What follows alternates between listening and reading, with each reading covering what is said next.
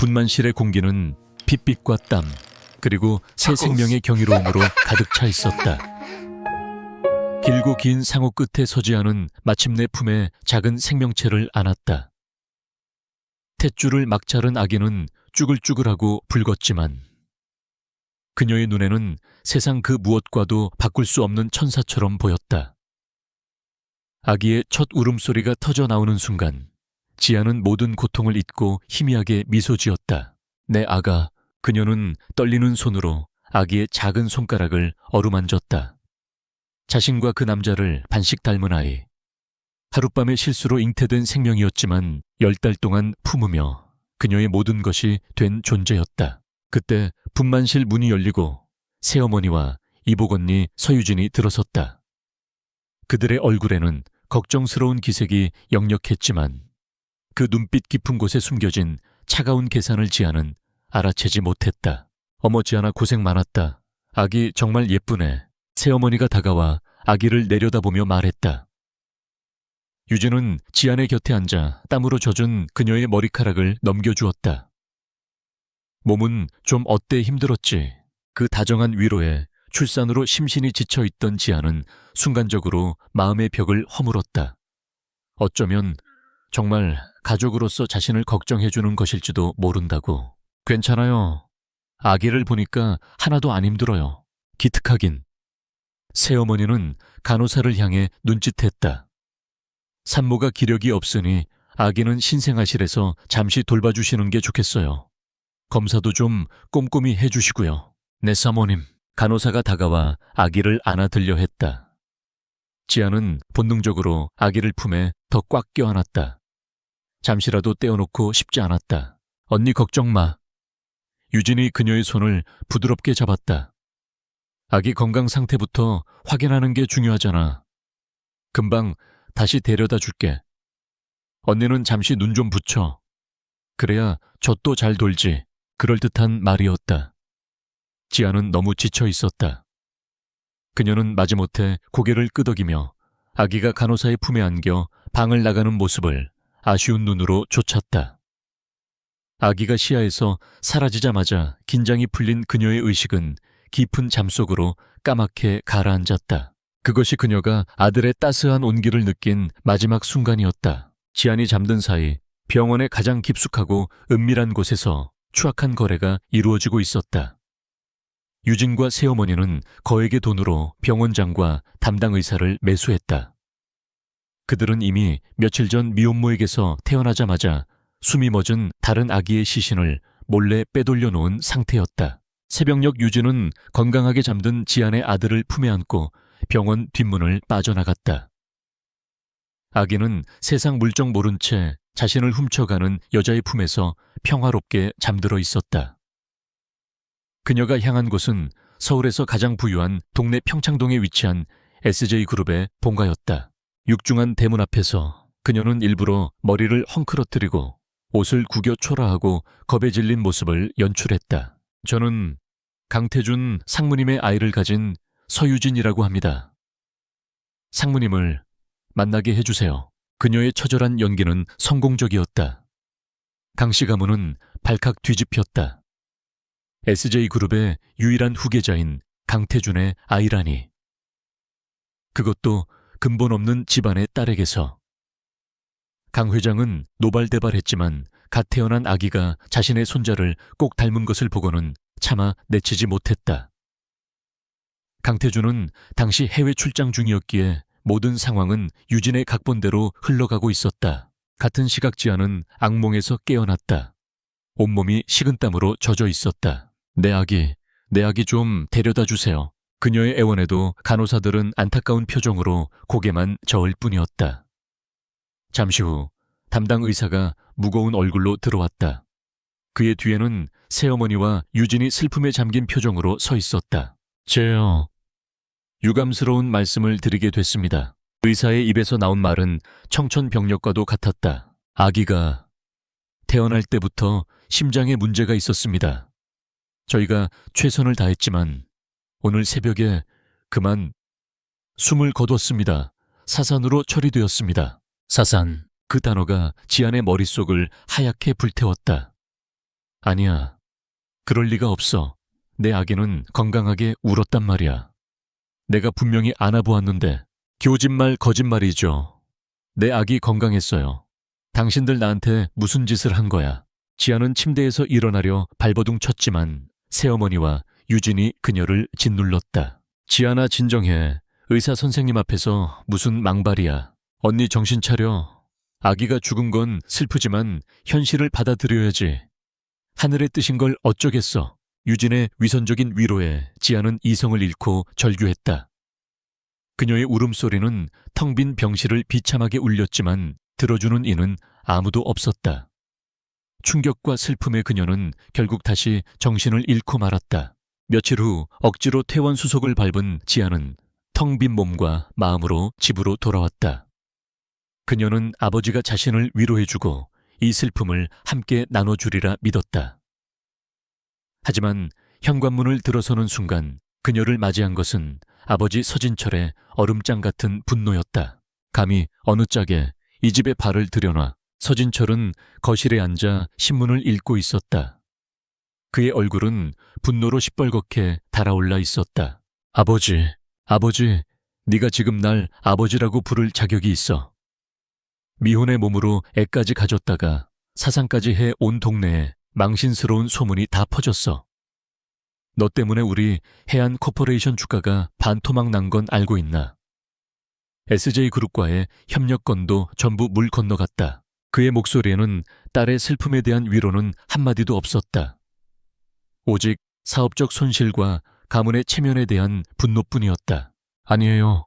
전 억울해요. 지안이 변명하려 했지만 서진철은 그녀의 뺨을 거세게 후려쳤다.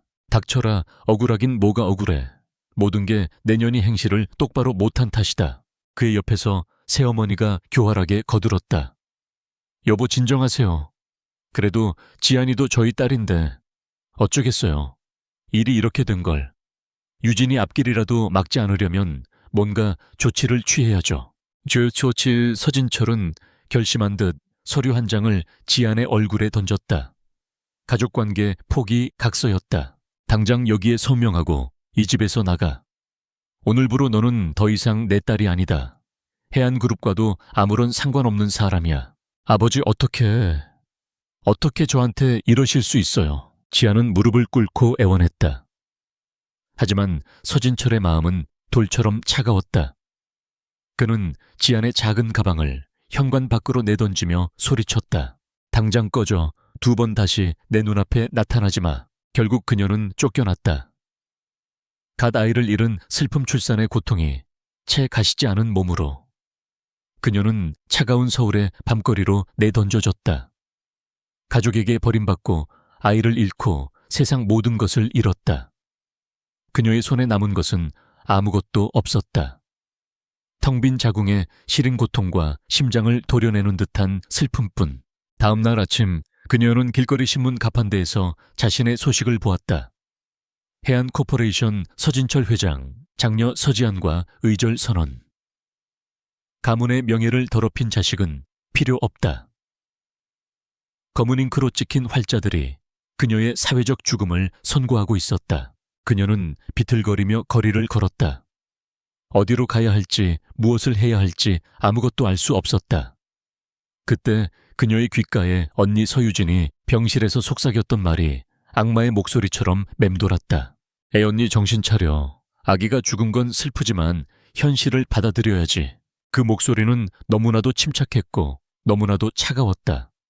마치 모든 것을 알고 있었다는 듯이. 그 순간 지안의 머릿속에 섬광 같은 의심이 스쳐 지나갔다.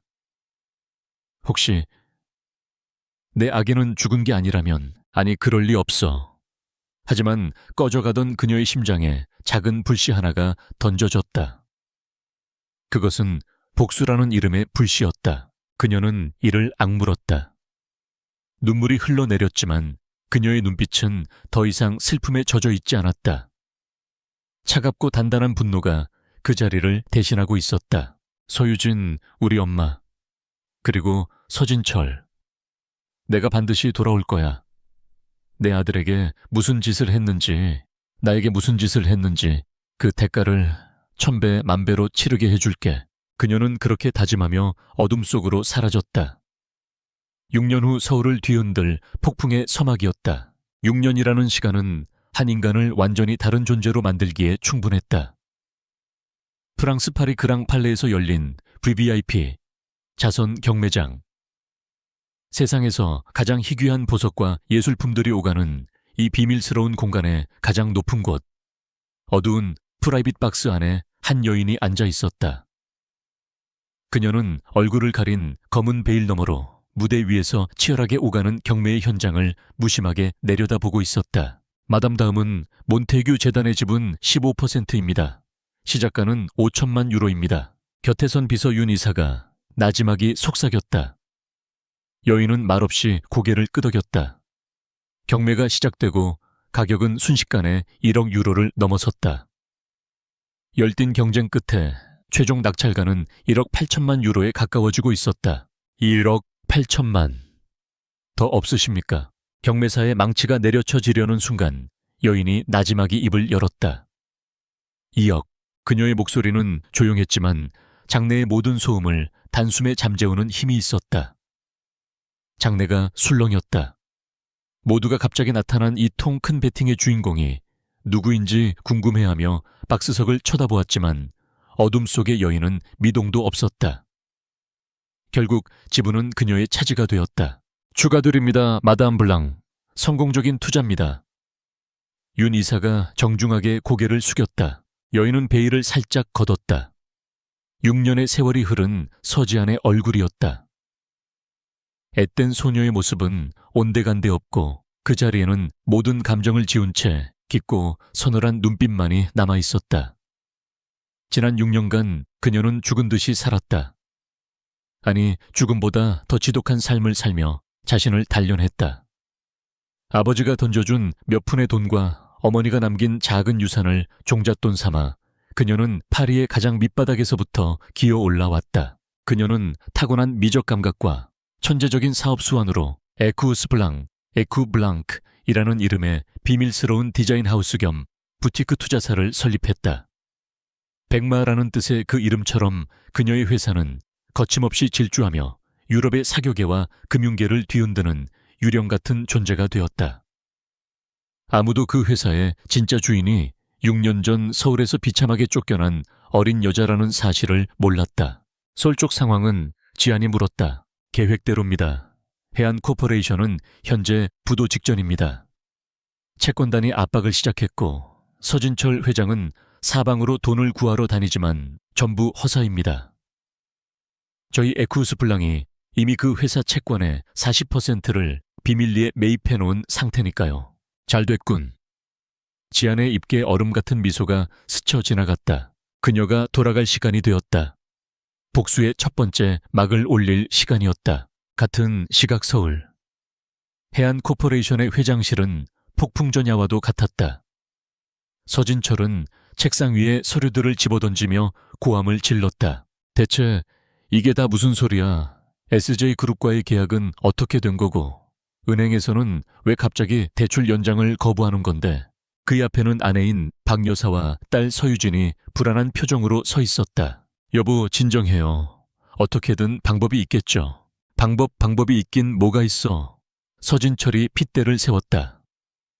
SJ그룹의 강태준 그놈 때문이야.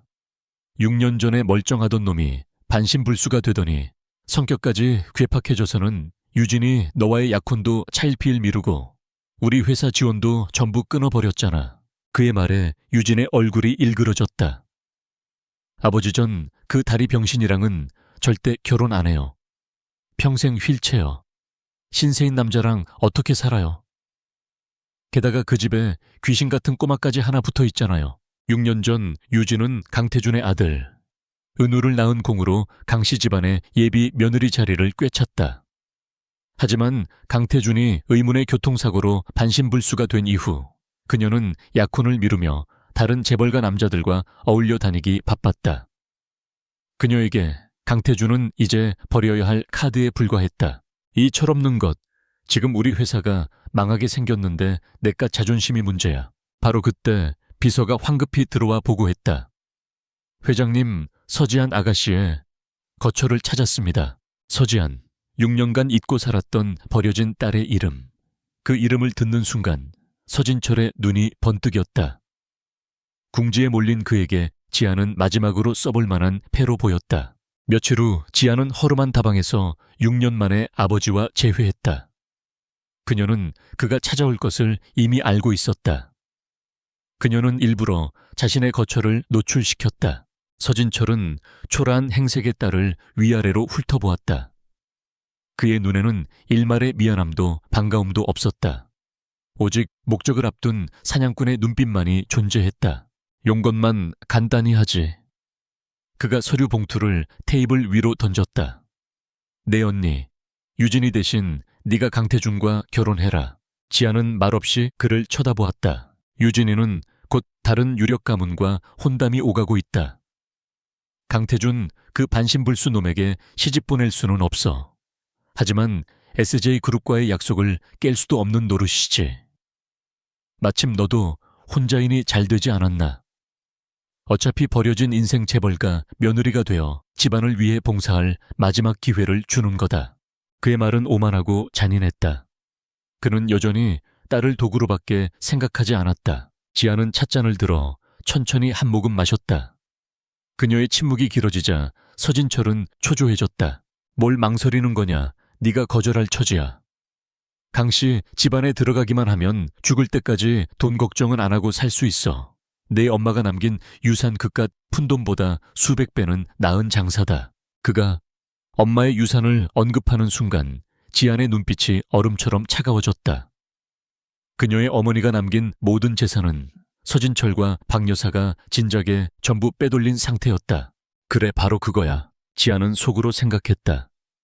강씨 가문. 그곳에 모든 비밀이 있다. 내 아들의 죽음에 대한 진실, 그리고 내 어머니의 유산. 그곳으로 들어가야만 했다. 그녀는 고개를 들어 아버지를 보았다.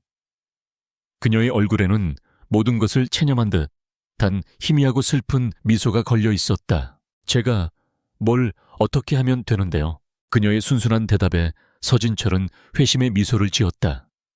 역시 별 수 없는 계집애였다. 그는 지안이 자신의 소나기에서 벗어날 수 없다고 확신했다. 잘 생각했다. 내일 강씨 집안 어른들께 인사드리러 갈 테니 준비하고 있도록.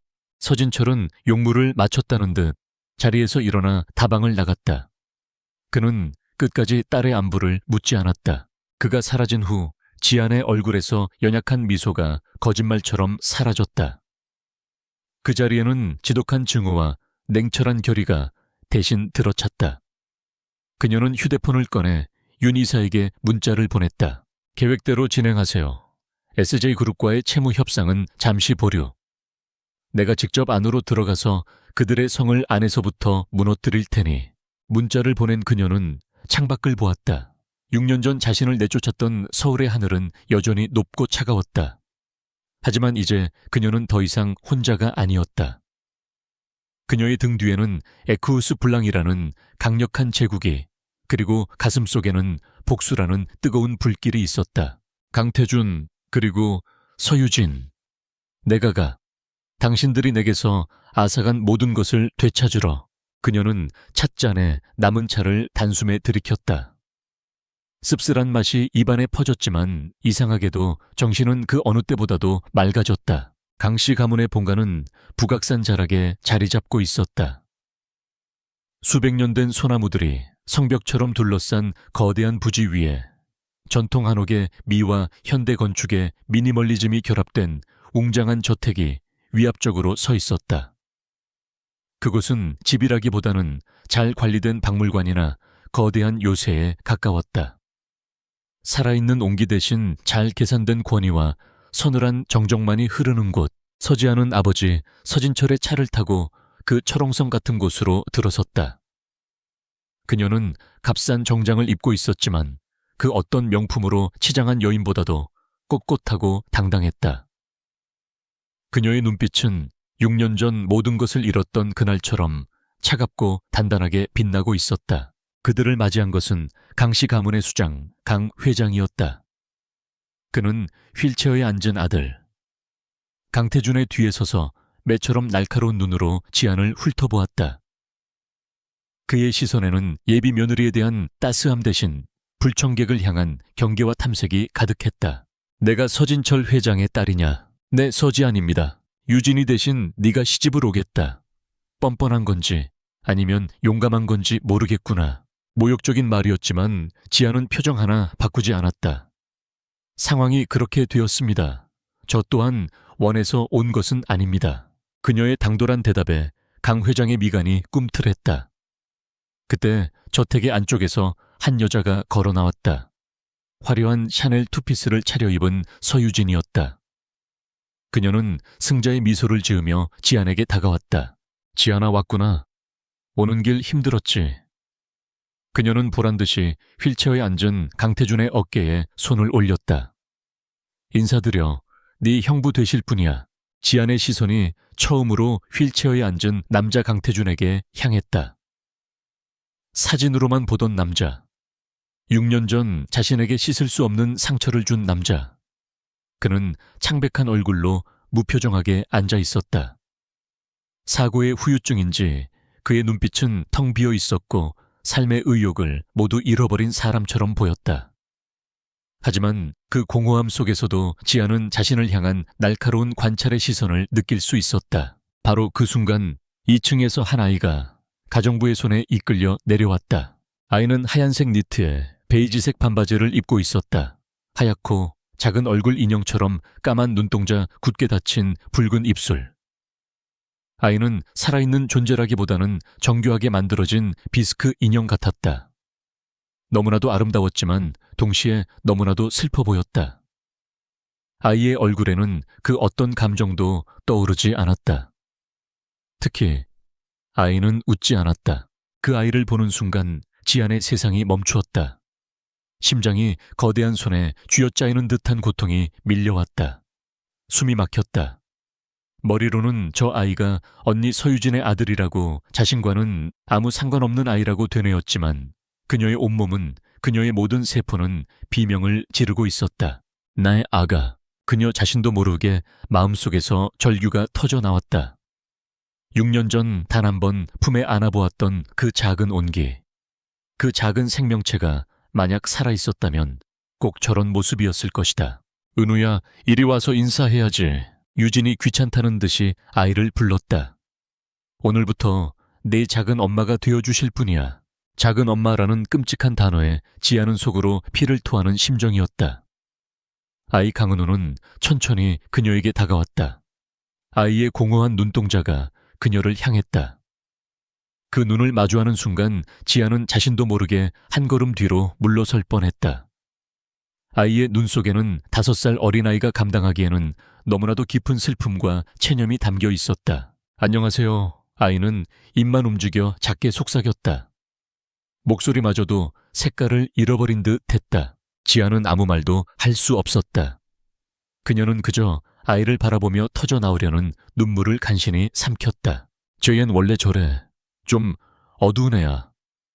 유진이 어깨를 으쓱하며 말했다. 어미인 나도 감당이 안 될 때가 있는데 네가 신경 쓸 필요 없어. 어차피 유모랑 가정부가 다 알아서 할 테니. 유진의 말에는 아들을 향한 애정이라고는 눈꼽만큼도 없었다. 그녀에게 은우는 SJ그룹의 후계자를 낳아준 도구이자 이제는 귀찮아진 족수에 불과했다. 어른들이 결혼 절차에 대해 이야기하기 위해 서재로 자리를 옮겼을 때 거실에는 잠시 지안과 은우 단둘만이 남게 되었다. 은우는 창가로가 말없이 밖을 내다보았다. 아이의 작은 뒷모습은 너무나도 외로워 보여 지안은 가슴이 미어지는 것 같았다. 그녀는 조심스럽게 아이에게 다가갔다. 무슨 말을 걸어야 할지 알 수 없었다. 그녀는 그저 아이의 옆에 조용히 섰다. 그때 그녀의 눈에 창틀에 떨어져 있는 작은 나뭇가지 하나가 들어왔다. 정원사가 가지치기를 하다가 떨어뜨린 모양이었다. 지안은 잠시 망설이다가 핸드백에서 무언가를 꺼냈다. 작고 정교한 세공용 칼이었다. 에쿠우스 블랑의 디자이너로서 그녀는 언제나 영감을 기록할 스케치북과 간단한 도구를 지니고 다녔다. 그녀는 나뭇가지를 주워들고 은우의 옆바닥에 조용히 앉았다. 그리고 아무 말 없이 나무를 깎기 시작했다. 사각사각 칼날이 나무를 스치는 소리가 고요한 거실을 채웠다. 그녀의 손놀림은 섬세하고 부드러웠다. 거친 나뭇가지가 그녀의 손끝에서 조금씩 생명을 얻어가고 있었다. 은우의 공허했던 시선이 처음으로 그녀의 손에 다 닿았다. 아이는 호기심과 경계가 뒤섞인 눈으로 마법처럼 변해가는 나뭇가지를 쳐다보았다. 10분쯤 지났을까. 지안의 손에서 작은 목각 인형 하나가 완성되었다. 그것은 웅크리고 앉아 슬픈 표정을 짓고 있는 작은 곰이었다. 어딘지 모르게 은우의 모습과 꼭 닮아 있었다. 지안은 곰 인형을 은우의 발치에 조심스럽게 내려놓았다. 그리고 아무 말 없이 자리에서 일어나 다시 창가에 섰다. 아이에게 부담을 주고 싶지 않았다. 작은 침묵이 흘렀다. 잠시 후 지안은 자신의 옷자락을 잡아당기는 미세한 감촉을 느꼈다. 고개를 돌리자 은우가 그녀의 옷을 꼭 쥔 채 다른 한 손으로는 작은 곰 인형을 품에 안고 있었다. 그리고 기적이 일어났다. 아이의 텅 비어있던 눈동자에 아주 희미하지만 분명한 빛이 감돌기 시작했다. 그것은 호기심이라는 이름의 빛이었다. 아이는 입을 열어 6년 만에 처음으로 엄마가 아닌 다른 사람에게 질문이라는 것을 했다. 왜 울고 있어요? 아이가 가리킨 것은 나무곰의 얼굴이었다. 지안이 조각한 곰의 눈에서는 나무의 결을 따라 희미한 물방울 자국처럼 보이는 무늬가 새겨져 있었다. 지안은 무릎을 굽혀 아이와 눈을 맞췄다. 곰 아저씨가 너무 오랫동안 혼자 있어서 외로웠나 봐. 그녀의 목소리는 부드럽게 떨리고 있었다. 하지만 이제 괜찮을 거야. 네가 친구가 되어주면 더 이상 울지 않을지도 몰라. 은우는 대답 없이 작은 곰 인형을 더욱 세게 끌어안았다. 아이는 여전히 웃지 않았다. 하지만 아이의 얼어붙었던 세상에 아주 작은 균열이 생겨나고 있었다. 이 모든 광경을 2층 서재에 설치된 CCTV 모니터를 통해 강태준은 숨죽인 채 지켜보고 있었다. 그는 모든 것을 보았다. 아들을 귀찮아하는 서유진의 경멸적인 표정, 아들을 향한 서지안의 설명할 수 없는 깊은 슬픔과 애정, 그리고 단 한 번도 외부 세계에 반응한 적 없던 아들이 그녀에게 처음으로 마음을 여는 순간을. 지난 6년간 그는 아들의 잃어버린 미소를 되찾기 위해 세계 최고의 아동심리 전문가들을 모두 동원했다. 하지만 모두 실패했다. 그런데 처음 보는 저 여자가 고작 나무 인형 하나로 아들의 얼어붙은 마음에 작은 파문을 일으킨 것이다. 강태준의 눈빛이 복잡하게 흔들렸다. 서지안. 아버지의 강요로 마지못해 받아들인 하찮은 정략 결혼의 상대. 하지만 그녀는 그가 생각했던 것과는 전혀 다른 여자였다. 그녀의 눈빛 속에는 거대한 슬픔과 그보다 더 거대한 비밀이 숨겨져 있었다. 그는 모니터 속에서 은우의 머리를 조심스럽게 쓰다듬는 지안의 모습을 한참 동안 응시했다. 어쩌면 저 여자는 자신의 복수를 위한 장기말이 아니라 이 지옥 같은 집안과 상처 입은 아들을 구해줄 유일한 열쇠일지도 모른다는 생각이 그의 머릿속을 처음으로 스쳐 지나갔다. 그의 손이 휠체어 옆에 놓인 인터컴 버튼으로 향했다. 그는 비서를 호출했다. 조비서, 서지안 씨에 대한 모든 것을 다시 조사해. 6년 전 아이를 사산했다는 기록부터 지금까지의 모든 행적을, 먼지 하나까지 전부 다. 그의 목소리는 그 어느 때보다도 낮고 진지했다. 그는 알아야만 했다. 저 여자의 정체를, 그리고 저 여자가 자신의 아들에게 불러일으킨 이 기적의 의미를. 강태준의 서재는 그의 내면을 그대로 비추는 공간이었다. 한쪽 벽면은 바닥부터 천장까지 닿는 거대한 책장이 차지하고 있었고, 다른 한쪽 벽에는 최첨단 보안 시스템과 연결된 수십 개의 CCTV 화면이 쉴 새 없이 저택 안팎을 비추고 있었다. 그는 휠체어에 앉아 그중 하나의 화면을 확대해 뚫어지게 보고 있었다. 화면 속에서는 서지안이 정원에서 강은우와 함께 시간을 보내고 있었다. 그녀는 아이에게 억지로 말을 걸거나 웃으라고 강요하지 않았다. 그저 조용히 아이의 곁에 앉아 흙으로 작은 동물들을 빚고 있을 뿐이었다. 은우는 여전히 말이 없었지만 이전처럼 멀찍이 떨어져 있지 않고 그녀의 바로 옆에 앉아 그 모습을 가만히 지켜보고 있었다. 아이의 얼어붙었던 세상에 그녀라는 존재가 아주 작은 온기를 불어넣고 있었다. 똑똑! 들어와. 조비서가 들어와 서류를 건넸다. 그가 지시했던 서지안에 대한 2차 심층 조사 보고서였다. 특이점이라 할 만한 것은 찾지 못했습니다. 6년 전 파리로 건너간 후 몇 년간의 행적은 묘연합니다. 이후 작은 자본금으로 디자인 스튜디오를 열었다는 기록이 있지만 평범한 수준입니다. 에쿠스 블랑과의 연관성은 전혀 찾을 수 없었습니다. 태주는 보고서를 넘기며 미간을 찌푸렸다. 모든 것이 너무나도 평범했다. 마치 누군가 의도적으로 그녀의 진짜 모습을 가리고 평범한 여자라는 껍데기만 남겨놓은 것 같았다. 하지만 단 하나 그의 시선을 사로잡는 것이 있었다. 그녀가 6년 전 사산했다는 아이의 병원 기록. 모든 것이 너무나도 깔끔하게 처리되어 있었다. 너무 깔끔해서 오히려 의심스러울 정도로 그는 화면 속의 지향과 서류 위에 그녀의 과거를 번갈아 보았다. 그리고 결심했다. 이 여자는 위험한 비밀을 품고 있다. 하지만 동시에 그녀는 어쩌면 이 지옥 같은 집안에서 유일하게 믿어볼 만한 존재일지도 몰랐다. 그는 자신의 가장 깊은 비밀을 공유할 상대로 그녀를 선택하기로 했다. 위험한 도박이었지만 그는 더 이상 혼자서 이 외로운 싸움을 계속할 수 없었다. 그날 밤 저택의 모든 사람들이 잠든 시간, 지아는 자신의 방에서 잠 못 이루고 있었다.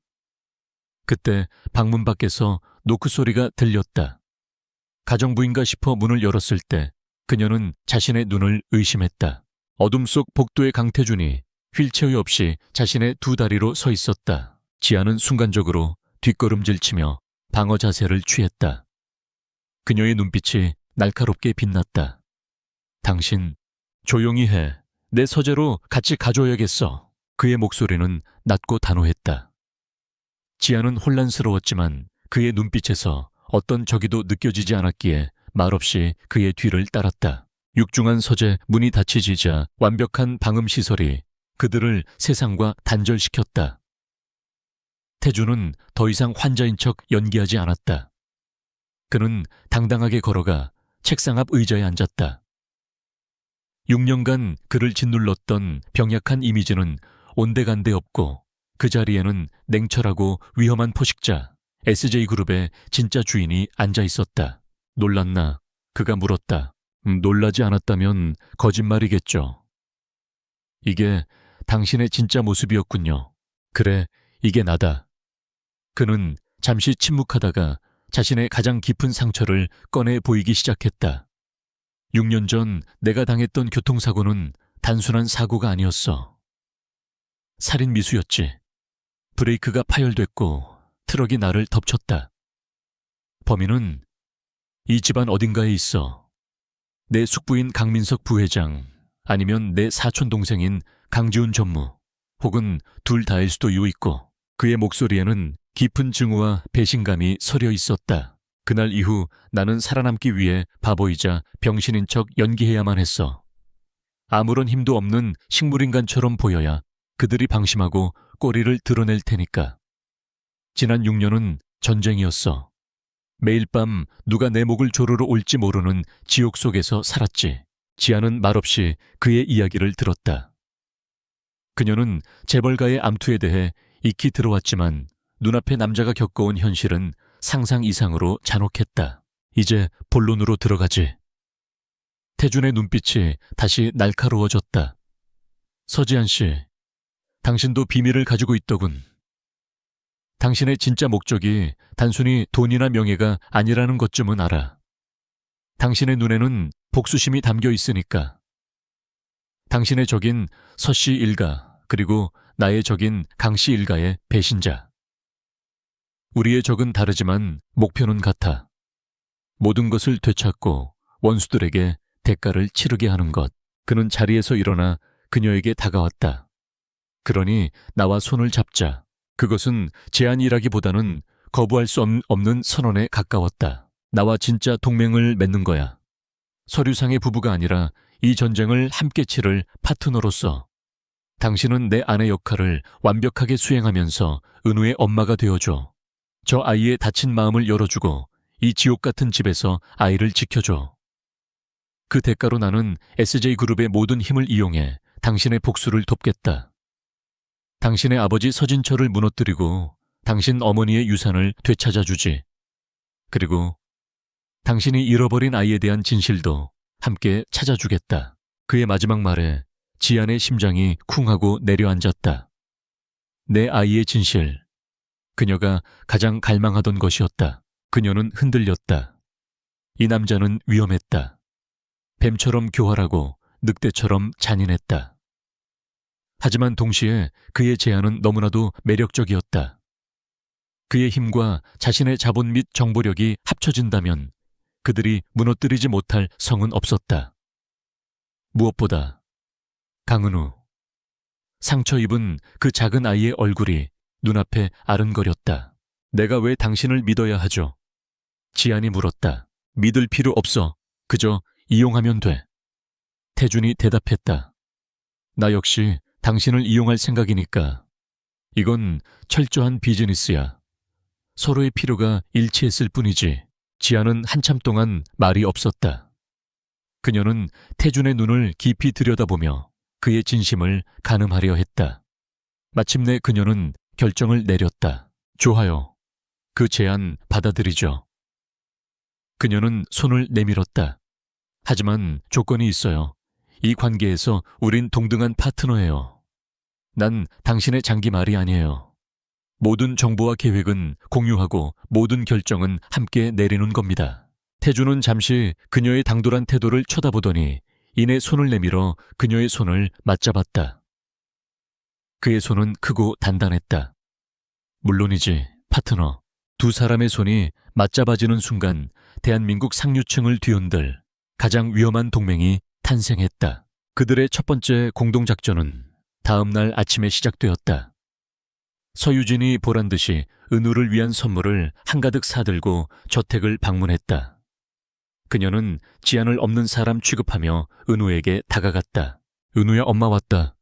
이거 봐, 네가 좋아하는 로봇 장난감이야. 하지만 은우는 그녀의 선물에는 눈길도 주지 않은 채 지안의 등 뒤로 숨어버렸다. 유진의 얼굴이 분노로 일그러졌다. 서지안, 네가 애한테 무슨 짓을 한 거야? 아무 짓도 안 했어요. 언니. 지안은 차분하게 대답했다. 그저 아이의 마음을 읽어주려고 노력했을 뿐이죠. 바로 그때 휠체어를 탄 태준이 서재에서 나왔다. 그는 유진을 차갑게 쳐다보며 말했다. 서유진 씨, 어제는 내 약혼녀였을지 몰라도 오늘은 아니야. 함부로 내 집에 드나들지 않았으면 좋겠군. 태준 씨, 어떻게 나한테 이럴 수 있어요? 그리고 한 가지 더. 태준은 지안의 어깨를 감싸 안으며 그녀를 자신의 곁으로 끌어당겼다. 앞으로 은우에 관한 모든 것은 내 아내인 서지안 씨를 통해서만 이야기하도록. 이 집의 안주인이자 내 아들의 유일한 어머니는 이제 이 사람이니까. 그의 선언은 유진의 뺨을 후려치는 것과도 같았다. 유진은 치욕과 분노로 얼굴이 시뻘개진 채 아무 말도 못하고 돌아설 수밖에 없었다. 유진이 사라진 후 거실에는 다시 침묵이 흘렀다. 지안은 태준의 품에서 벗어나며 그를 쳐다보았다. 당신 가족들 생각보다 상대하기 더 피곤한데요. 그녀의 말에 태준의 입가에 6년 만에 처음으로 진짜 미소가 떠올랐다. 전쟁터에 온 걸 환영한다, 파트너. 그 미소를 보며 지안은 자신도 모르게 함께 미소 지었다. 길고 외로웠던 싸움에 드디어 든든한 아군이 생긴 순간이었다. 서지안과 강태준의 동맹은 견고한 톱니바퀴처럼 맞물려 돌아가기 시작했다. 낮은 낮대로 지안은 다정한 엄마이자 순종적인 아내를 연기하며 강씨 집안의 경계심을 허물어뜨렸다. 그녀는 은우의 그림자처럼 붙어 아이를 돌봤고 시아버지인 강 회장에게는 매일 아침 직접 달인 보양차를 올렸다. 그녀의 지극한 정성 앞에서 처음에는 그녀를 경계하던 집안의 사용인들마저 조금씩 마음을 열기 시작했다. 밤이 되면 두 사람은 태준의 서재에서 비밀스럽게 만났다. 서재는 그들의 전쟁 지휘 본부였다. 지안은 에쿠스 블랑을 통해 수집한 유럽 금융계의 비밀 정보들을 태준에게 제공했고, 태준은 SJ그룹의 힘을 이용해 해안 코퍼레이션을 옥죄는 동시에 숙부 강민석의 자금 흐름을 추적했다. 그들은 서로의 날카로운 지성과 냉철한 판단력에 감탄했고, 자신들도 모르는 사이에 파트너 이상의 유대감을 쌓아가고 있었다. 하지만 그 모든 전략과 계산을 뛰어넘는 가장 큰 변화는 강은우에게서 일어나고 있었다. 지안은 아이에게 세상의 아름다움을 가르쳤다. 그녀는 아이의 손을 잡고 저택의 유리 온실로가 수백 종류의 꽃들의 이름과 그 꽃들이 가진 이야기를 들려주었다. 그녀는 아이와 함께 흙을 만지고 그림을 그리고 책을 읽었다. 그녀는 아이의 침묵을 존중했고 아이가 마음을 열 때까지 묵묵히 기다려 주었다. 그러던 어느 날 오후였다. 지안은 온실에서 은우에게 동화책을 읽어주고 있었다. 햇살이 유리창을 통해 쏟아져 들어와 아이의 까만 머리카락을 금빛으로 물들였다. 그래서 왕자님과 공주님은 오래오래 행복하게 살았답니다. 지안이 책을 덮자 내내 조용히 듣고만 있던 은우가 처여함으로 감상을 말했다. 게오지 말. 아이는 고개를 들어 지안을 보았다. 그 텅 빈 눈동자에 희미한 감정의 파문이 일렁이고 있었다. 엄마는 아빠랑 같이 안 살잖아요. 엄마는 맨날 울고 아빠는 맨날 화내요. 하나도 안 행복해요. 아이가 말하는 엄마는 서유진이었다. 은우는 지난 6년간 유진의 짜증과 냉대, 그리고 부모의 거짓된 관계 속에서 감정 표현법을 잃어버렸던 것이다. 지안은 가슴이 미어지는 것 같았다. 그녀는 아이를 품에 꼭 안아주었다. 은우야, 그건 동화가 아니었으니까. 하지만 진짜 사랑을 하면 행복해질 수 있어. 아주 많이. 진짜요. 그럼. 지안은 아이의 등을 부드럽게 토닥였다. 나중에 은우도 진짜 사랑하는 사람이 생길 거야. 그럼 매일매일 웃게 될 거야. 그 순간 은우가 고개를 들어 물었다. 그럼 아주머니는 지금 행복해요. 지안은 잠시 말을 잃었다. 그녀는 거짓말을 할 수 없었다. 아니, 아직은 아니야. 나도 아직 찾아야 할 게 있거든. 그걸 찾으면 나도 행복해질 수 있을 거야. 그녀는 잃어버린 아들을 생각하고 있었다. 이 모든 대화를 태주는 자신의 서재 모니터를 통해 지켜보고 있었다. 그는 지안이 은우의 마음을 어루만지는 모습을 보며 심장이 저릿한 통증을 느꼈다. 그리고 동시에 맹렬한 의심이 그의 머릿속을 파고들었다. 서유진은 단 한 번도 은우를 저렇게 안아준 적이 없었다. 그녀는 아이의 상처를 들여다보기는커녕 존재 자체를 귀찮아했다. 그런데 서지아는 달랐다. 그녀가 은우를 보는 눈빛은 단순한 연민이나 동정이 아니었다. 그것은 자신의 일부를 바라보는 듯한 처절하고도 깊은 모성애였다. 은우와 지아는 닮았다. 보면 볼수록 기묘할 정도로. 아이의 눈매, 입술의 모양, 심지어 무언가에 집중할 때 미간을 살짝 찌푸리는 버릇까지. 그리고 무엇보다도 이상한 것은 타이밍이었다.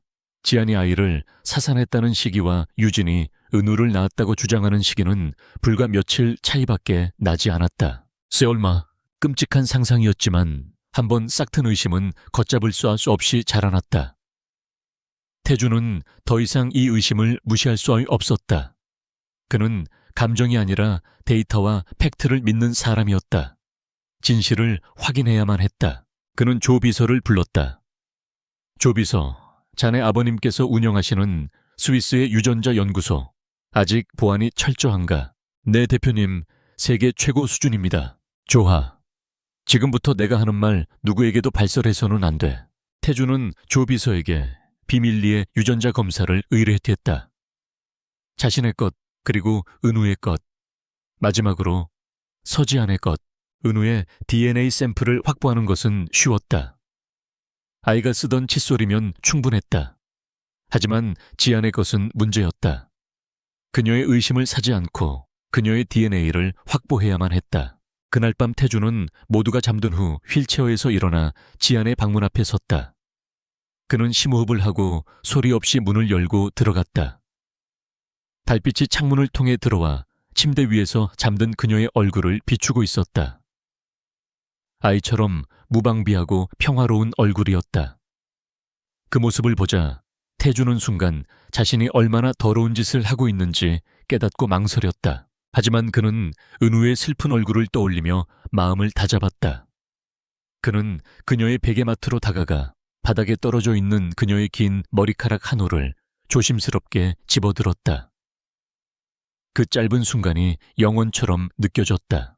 샘플은 스위스로 보내졌고 태주는 초조하게 결과를 기다렸다. 며칠 후 그의 개인 이메일로 암호화된 파일 하나가 도착했다. 심장이 거칠게 뛰었다. 그는 서재의 문을 잠그고 떨리는 손으로 파일을 열었다. 유전자 검사 결과 보고서. 그는 스크롤을 내려 가장 중요한 부분으로 향했다. 대상자 1 강태준, 대상자 2 강은우. 분석 결과 부자관계 성립 확률 99.9999% 예상했던 결과였다. 그는 마른 침을 삼키고 다음 페이지로 넘어갔다. 심장이 터질 것 같았다. 대상자 3 서유진, 대상자 6 강은우. 분석 결과 친모관계 불일치 확률 99.9999%. 두 대상자 사이에는 어떠한 혈연관계도 존재하지 않음. 그의 눈이 커졌다. 숨이 멎었다. 서유진은 은우의 엄마가 아니었다. 그렇다면 그는 떨리는 손으로 마지막 페이지를 열었다. 대상자 4 서지안, 대상자 2 강은우. 분석 결과 친모관계 성립 확률 99.99%.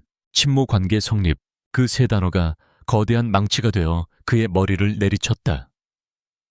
세상이 무너져 내리는 듯한 충격, 온몸의 피가 역류하는 듯한 분노, 그리고 그 모든 것을 압도하는 거대한 슬픔. 모든 퍼즐 조각이 맞춰졌다. 6년 전 지안의 아이는 죽은 것이 아니었다. 서유진과 그녀의 가족들이 아이를 훔친 것이다. 그리고 그들은 지난 6년간 지안과 자신, 그리고 은우를 기만해왔다. 지안은 자신이 죽었다고 믿는 아들을 매일 눈앞에 두고 그리워하고 있었던 것이다.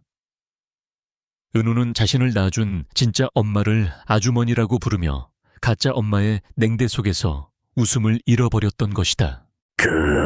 태준의 입에서 억눌린 짐승의 울음소리가 터져 나왔다. 그는 책상을 주먹으로 내리쳤다. 배신감에 몸이 부들부들 떨렸다. 그는 당장이라도 서유진의 목을 부러뜨리고 싶었다. 하지만 그는 참았다. 그의 분노보다 더 중요한 것이 있었다. 바로 서지안. 그녀에게 이 끔찍하고도 기적적인 진실을 알려야만 했다. 그는 보고서가 담긴 태블릿 PC를 들고 비틀거리는 걸음으로 서재를 나섰다. 그는 온실로 향했다. 그녀가 가장 좋아하는 공간. 그녀가 은우와 함께 있을 것이 분명한 곳. 예상대로 지아는 온실 안에서 은우와 함께 있었다. 그녀는 은우에게 꽃에 물을 주는 법을 가르쳐주고 있었다. 두 사람의 모습은 햇살 아래 한 폭의 그림처럼 평화로웠다. 태주는 그 모습을 보며 심장이 갈갈이 찢어지는 동시에 뜨거운 무언가가 차오르는 것을 느꼈다. 그는 천천히 그녀에게 다가갔다. 그의 굳은 표정과 거친 숨소리에 지아는 고개를 돌렸다. 무슨 일이에요, 얼굴이? 태주는 아무 말도 하지 않았다. 그는 그저 손에 들고 있던 태블릿 PC를 그녀에게 건넸다. 화면에는 유전자 검사 결과 보고서의 마지막 페이지가 떠 있었다. 지아는 의아한 표정으로 화면을 내려다보았다. 그녀의 시선이 서지안이라는 자신의 이름과 강은우라는 아이의 이름, 그리고 그 옆에 적힌 친모관계 성립 확률 96.9%라는 글자에 닿는 순간 그녀의 세상이 멈추었다. 이게 뭐예요? 그녀의 목소리가 실처럼 가늘게 떨렸다. 손이 마비된 듯 떨려 태블릿을 놓칠 뻔했다. 태준이 그녀의 어깨를 붙잡아 주었다. 진실이야, 서지안. 당신이 은우의 진짜 엄마야. 그 말을 듣는 순간 지안의 다리에 힘이 풀렸다. 그녀는 그 자리에 주저앉았다. 그녀의 시선은 보고서와 아무것도 모른 채 자신을 멀뚱히 쳐다보는 은우 사이를 미친 듯이 오갔다. 6년의 세월. 죽은 줄로만 알았던 내 아들. 매일 밤 꿈속에서 그리워하며 울부짖었던 내 아가. 바로 여기 내 눈앞에 있었구나. 아, 그녀의 입에서 비명인지 울음인지 모를 소리가 터져 나왔다. 그녀는 두 손으로 얼굴을 감쌌다. 기쁨과 슬픔, 환희와 고통이 뒤섞인 거대한 감정의 파도가 그녀의 존재를 통째로 집어삼켰다. 그녀는 떨리는 손을 뻗어 은우의 뺨을 어루만졌다. 아이의 따뜻한 천이 손끝을 통해 전해져 왔다. 살아있었구나. 내 아들 정말로 살아있었구나. 네, 아가. 그녀의 찢어지는 듯한 속삭임이 햇살 가득한 온실의 공기를 비참하게, 그러나 눈부시게 울리고 있었다. 온실 안의 시간은 정지된 듯했다. 서지아는 주저앉은 채 제 앞에 서 있는 작은 아이 강은우를 망연자실하게 바라보았다. 6년간 죽은 줄로만 알았던 아들. 매일 밤 꿈속에서 피눈물을 흘리며 찾아 헤맸던 아가. 그녀의 심장은 거대한 슬픔과 폭발적인 환희가 뒤섞여 갈갈이 찢어지는 듯했다. 윤우야. 그녀의 입에서 아들의 이름이 흘러나왔다. 그것은 지난 6년간 단 한 번도 소리내어 불러보지 못했던 그리움의 결정체였다. 그녀는 떨리는 팔을 뻗어 아이를 품에 안았다. 아이의 작고 따뜻한 몸, 살아있는 심장의 고동, 모든 것이 현실이었다. 은우는 갑작스러운 엄마의 행동에 놀란 듯 굳어 있었지만 이내 그녀의 목을 작은 팔로 감싸 안았다. 아이는 이유를 몰랐다. 하지만 자신을 안고 있는 이 여인의 통곡 속에서 지독한 슬픔과 동시에 세상에서 가장 따뜻한 사랑이 느껴졌다. 아이는 난생 처음으로 타인의 슬픔에 공감하며 눈물을 글썽겼다. 강태주는 그 모습을 심장이 저며오는 심정으로 지켜보았다. 그의 분노는 하늘을 찌를 듯했다. 감히 어떤 인간들이 이토록 잔인한 짓을 저지를 수 있단 말인가. 한 여자의 인생과 한 아이의 웃음을 통째로 훔쳐간 그들을 그는 절대로 용서할 수 없었다. 그의 눈빛이 얼음보다도 차갑게 변했다. 이제 피해 복수를 시작할 시간이었다. 그날 밤 강씨 가문의 서재는 그 어느 때보다도 팽팽한 긴장감으로 가득 찼다. 지아는 눈물을 그치고 6년 전에 상처 입은 소녀가 아닌 에쿠우스 블랑의 수장으로 돌아와 있었다. 그녀의 눈빛은 슬픔 대신 모든 것을 불태워버릴 듯한 냉혹한 분노로 이글거렸다. 단순히 법의 심판을 받게 하는 걸로는 부족해요. 그녀가 말했다. 그들은 제가 6년 전 겪었던 것과 똑같은, 아니 그보다 더한 절망을 맛봐야 해요. 모든 것을 가졌다고 믿는 순간 모든 것을 잃게 만들어야 해요. 가장 화려한 무대 위에서 가장 비참한 방식으로. 태주는 그녀의 말에 고개를 끄덕였다. 그 역시 같은 생각이었다. 방법은 그들이 가장 원하는 것을 미끼로 던져야죠. 지안의 입가에 잔인한 미소가 걸렸다. 바로 돈과 허영심이요. 그들의 복수 계획은 그렇게 시작되었다. 작전명은 트로이의 목마. 며칠 후 대한민국 경제계에 깜짝 놀랄 만한 뉴스가 터져 나왔다. SJ그룹이 부도 위기에 처한 해안 코퍼레이션에 대한 대규모 투자를 검토하고 있다는 소식이었다. 뉴스는 SJ그룹의 후계자인 강태준이 아내 서지안의 친정을 돕기 위해 내린 파격적인 결정이라고 보도했다. 이 소식에 가장 기뻐한 것은 물론 서진철과 서유진이었다. 그들은 지안이 강씨 집안에 시집간 것이 죽어가던 자신들에게 내려온 동가줄이라고 확신했다. 개오빠, 내가 뭐라고 했어. 그 쓸모없는 계집애가 결국엔 이렇게 도움이 될 줄 알았다니까. 서진철은 회장실에서 춤이라도 출듯이 기뻐했다. 흥꼴 좋다. 지가 아무리 발버둥 쳐봐야 결국 우리 소나기에서 놀아나는 거지. 유진 역시 의기양양했다. 그녀는 지안이 자신의 아들이라고 믿고 있는 은우를 돌보는 조건으로 남편을 설득했다고 생각했다. 그들은 SJ그룹의 법무팀이 보내온 투자 계약서 초안을 검토하며 탐욕스러운 미소를 감추지 못했다. 계약서에는 그들이 상상했던 것 이상의 천문학적인 액수가 적혀 있었다. 그들은 이 계약만 성사되면 해안 코퍼레이션이 재기하는 것은 물론 대한민국 재계의 중심으로 떠오를 수 있을 것이라고 확신했다. 그들은 자신들이 거대한 덫 안으로 스스로 걸어 들어가고 있다는 사실을 꿈에도 알지 못했다. 투자 계약 체결식이 열리는 날. 행사는 서울 최고의 6성급 호텔인 포시즌스 호텔의 그랜드 볼룸에서 열렸다. 수백 명의 기자들과 양사의 주요 파트너사, 그리고 정재계의 거물들이 구름처럼 몰려들었다. 서진철과 서유진은 그날의 주인공이었다. 그들은 가장 값비싼 옷으로 치장하고 모든 스포트라이트를 즐기며 승자의 여유를 만끽했다. 오늘을 기점으로 우리 해안 코퍼레이션은 SJ그룹과 함께 대한민국 경제의 새로운 역사를 써 내려갈 것입니다. 서진철은 단상 위에서 의기양양하게 연설했다. 그의 연설이 끝나자 우레와 같은 박수가 터져 나왔다. 드디어 계약서에 서명하는 순간 서진철과 서유진 그리고 강태중과 서지한이 나란히 단상 위의 테이블에 앉았다. 서진철은 떨리는 손으로 만년필을 집어들었다. 그의 인생 최고의 순간이었다. 그가 막 계약서에 펜을 대려는 순간이었다. 잠깐만요, 아버님. 지한이 나지막이 그를 제지했다. 모두의 시선이 그녀에게 쏠렸다. 계약서에 서명하시기 전에 모두에게 보여드릴 영상이 하나 있습니다. 그녀가 신호를 보내자 단상 뒤에 거대한 스크린에 켜져 있던 화려한 기업 로고가 암전되었다. 그리고 다음 순간 스크린에 나타난 것은 6년 전 청담동의 한 산부인과 병원 복도를 비추는 CCTV 영상이었다. 장내가 술렁이기 시작했다.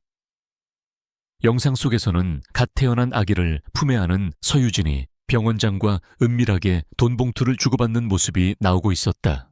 이게 뭐야? 서진철이 소리쳤다. 조용히 하세요, 아버님. 이제 시작이니까요. 지안의 목소리는 얼음처럼 차가웠다. 다음 영상은 당시 근무했던 간호사의 증언 영상이었다. 그녀는 돈에 매수되어 지안의 건강한 아들을 이미 죽은 다른 아기와 바꿔치기 했다고 눈물로 고백했다. 그리고 마지막 스크린을 가득 채운 것은 강은우와 서지안의 유전자 검사 결과 보고서였다. 친모관계 성립 확률 99.9%. 그 글자가 스크린에 뜨는 순간 장내는 거대한 폭탄을 맞은 듯한 충격에 휩싸였다. 모든 것이 명백해졌다. 서유진이 아이를 훔쳤고 서지안이 그 아이의 진짜 엄마라는 사실이. 개요 거짓말, 저건 다 조작된 거야. 유진이 미친 사람처럼 비명을 질렀다. 하지만 그녀의 발악은 스크린에 떠있는 명백한 증거 앞에서 공허한 외침일 뿐이었다. 기자들의 카메라 플래시가 미친 듯이 터져 나왔다. 서진철은 얼굴이 새하얗게 질린 채 그 자리에 주저앉았다. 그가 평생을 바쳐 쌓아 올린 모든 것이 단 몇 분 만에 잿더미가 되어 무너져 내리고 있었다. 그때 태준이 마이크를 잡았다. 그의 목소리는 분노로 가득 차 있었지만 놀랍도록 침착했다. 오늘 이 자리는 투자 계약 체결식이 아닙니다. 그는 장내의 모든 사람들을 향해 선포했다. 이 자리는 한 아이를 훔치고 한 여자의 인생을 짓밟고 SJ그룹을 기만한 자들을 심판하기 위해 마련된 자리입니다. 그의 말이 끝나기가 무섭게 연 회장의 문이 열리고 제복을 입은 경찰들이 들이닥쳤다. 서유진 씨 미성년자 약취 유인 및 사기 혐의로 긴급 체포합니다. 싫어 이거. 너 하나는 아무 잘못 없어. 이건 함정이야. 유진은 발버둥치며 끌려나갔다. 한때 서울에서 가장 화려했던 여자는 이제 다 대한민국에서 가장 추악한 범죄자가 되어 있었다. 그녀의 어머니 박 여사 역시 공범 혐의로 함께 연행되었다. 모든 것이 끝났다. 지아는 그 아수라장이 된 광경을 무표정한 얼굴로 끝까지 지켜보았다. 그녀의 눈에서는 눈물이 흐르지 않았다. 6년간 흘릴 눈물은 이미 모두 말라버렸다. 다만 가슴을 짓누르던 거대한 바위 하나가 마침내 사라진 듯한 텅 빈 해방감이 느껴졌다. 태준이 조용히 그녀의 곁으로 와 그녀의 차가운 손을 잡아주었다. 끝났어. 지아는 고개를 들어 그를 보았다. 그녀의 눈빛이 흔들리고 있었다. 아니요. 그녀가 속삭였다. 이건 이제 겨우 시작이에요. 그녀의 복수는 아직 끝나지 않았다. 가문의 가장 깊은 곳에 숨어있는 진짜 적을 향한 전쟁은 이제 막 서막을 올렸을 뿐이었다. 서유진과 그 가족이 무너진 후 강씨 저택의 공기는 눈에 띄게 달라졌다. 살얼음판 같던 긴장감이 사라진 자리에 어색하지만 따뜻한 온기가 서서히 차오르기 시작했다. 그 변화의 중심에는 강은우가 있었다. 진실이 밝혀진 그날 이후 서지아는 단 한순간도 아들의 곁을 떠나지 않았다. 그녀는 6년이라는 잃어버린 시간을 보상이라도 하려는 듯 모든 사랑과 정성을 아이에게 쏟아부었다. 그녀는 더 이상 아주머니가 아니었다. 그녀는 이제 은우의 진짜 엄마였다. 엄마. 어느 날 아침 식탁에서 은우가 작은 목소리로 그녀를 불렀다. 6년 만에 아이의 입에서 나온 그 한마디. 그 순간 지아는 세상의 모든 것을 얻은 듯한 기쁨에 눈물을 흘렸다. 그 모습을 지켜보던 강태준의 입계도 그 자신조차 깨닫지 못한 사이에 부드러운 미소가 걸려 있었다. 은우의 잃어버렸던 미소는 아직 돌아오지 않았지만 아이의 텅 비어있던 눈동자에는 하루가 다르게 생기가 차오르고 있었다. 가족의 상처는 그렇게 조금씩 아물어가고 있었다. 하지만 지안의 복수는 아직 끝나지 않았다. 그녀에게 모든 것을 빼앗아간 마지막 한 사람 아버지 서진철이 남아있었다. 조비서, 해안코퍼레이션의 최종 부도 처리 및 자산 경매 일정이 잡혔다고 들었네. 태준의 서재에서 지안이 먼저 화제를 꺼냈다. 그녀의 목소리는 더 이상 슬픔에 젖어 있지 않았다. 그 안에는 이제 차가운 강철 같은 결의가 서려 있었다. 네 사모님, 다음 주 금요일 서울 옥션에서 진행됩니다. 경매 목록에 제 어머니의 유품도 포함되어 있습니까? 조비서가 조심스럽게 대답했다. 네. 서진철 회장이 마지막까지 숨겨두었던 고인이 되신 사모님의 개인 미술품 컬렉션이 포함되어 있습니다. 특히 화가 김환기의 초기작인 첫사랑이라는 작품도 있습니다. 최옷사랑. 그것은 지안의 어머니가 결혼 전 아버지에게 처음으로 선물했던 그림이었다. 어머니의 순수했던 사랑과 아버지의 잔인한 배신이 모두 담겨있는 물건. 지안의 눈빛이 차갑게 빛났다. 그 그림 제가 사게 했습니다. 태준이 말했다. 아니, 우리 SJ그룹 이름으로 당신에게 선물하고 싶군. 지안은 고개를 저었다. 아니요. 당신의 도움은 고맙지만 이건 달라요. 어머니의 유산은 제 손으로 되찾아야만 해요. 그녀의 단호한 태도에 태준은 더 이상 아무 말도 하지 않았다. 그는 그저 그녀의 결정을 존중한다는 듯 묵묵히 고개를 끄덕였다. 경매 당일 서울 옥션의 경매장은 몰락한 기업의 자산을 헐값에 주워가려는 하이에나들로 가득 차 있었다. 그들 사이로 유령처럼 초췌한 모습의 서진철이 보였다. 그는 모든 것을 잃고 이제는 껍데기만 남은 채였다. 경매가 시작되고 해안 코퍼레이션의 자산들은 헐값에 팔려나갔다. 서진철은 그 모습을 망연자실하게 지켜볼 뿐이었다. 그때 경매장의 분위기가 달라졌다. 한쪽 구석에서 에쿠스 블랑의 이름으로 참여한 대리인이 해안 코퍼레이션의 핵심 자산들을 무섭게 빨아들이기 시작한 것이다. 그들의 자금력은 다른 경쟁자들을 압도했다. 에쿠스 블랑, 대체 어떤 회사인데? 사람들이 수군거리었다. 그 이름은 유럽에서는 전설과도 같았지만 아직 한국에서는 아는 사람이 거의 없는 베일에 쌓인 존재였다. 마침내 마지막 경매품이 등장했다. 김황희 화가의 첫사랑. 시작가 5억 원부터 시작하겠습니다. 서진철의 눈이 번들거렸다. 그는 이 그림만큼은 지키고 싶었다. 그것은 아내에 대한 마지막 속죄이자 자신의 무너진 자존심을 지켜줄 유일한 물건이었다. 그는 자신이 융통할 수 있는 마지막 남은 돈을 전부 긁어모아 입찰에 참여했다. 10억, 10억, 10억. 가격은 순식간에 치솟았다. 마지막에는 서진철과 에쿠스 블랑의 대리인 단둘만이 남았다. 15억인 서진철이 피를 토하는 심정으로 외쳤다. 20억. 에쿠스 블랑의 대리인은 눈 하나 깜짝하지 않고 가격을 올렸다. 결국 그림은 에쿠스 블랑에게 돌아갔다. 서진철은 그 자리에 주저앉아 절망했다. 이제 그에게는 정말 아무것도 남지 않았다. 경매가 끝나고 사회자가 관리에 따라 말했다.